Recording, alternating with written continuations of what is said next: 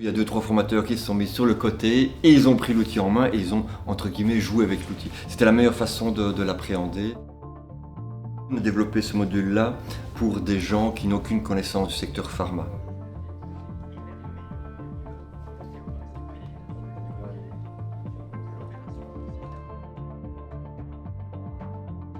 Aujourd'hui, on reçoit une entreprise extérieure qui n'utilise pas la réalité virtuelle. Le contexte, on leur fait un refresh.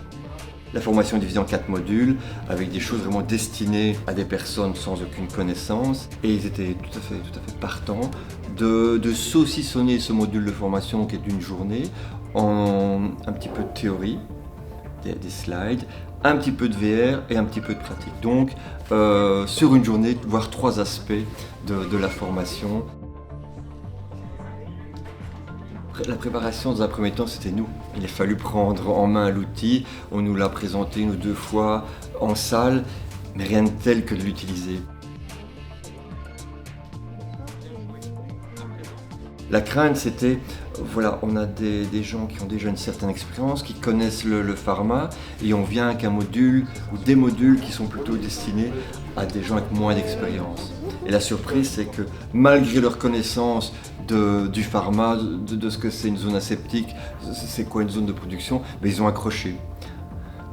Et ça, c'est un peu une surprise. Moi, j'avais une crainte, disant, ben voilà, pour eux, c'est du connu, ce qu'on va leur présenter, même si c'est de la réalité virtuelle.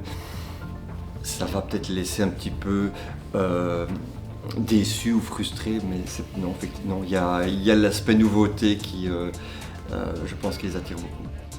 Quand il faut former de nouveaux opérateurs, de nouveaux techniciens, il faut bloquer la ligne.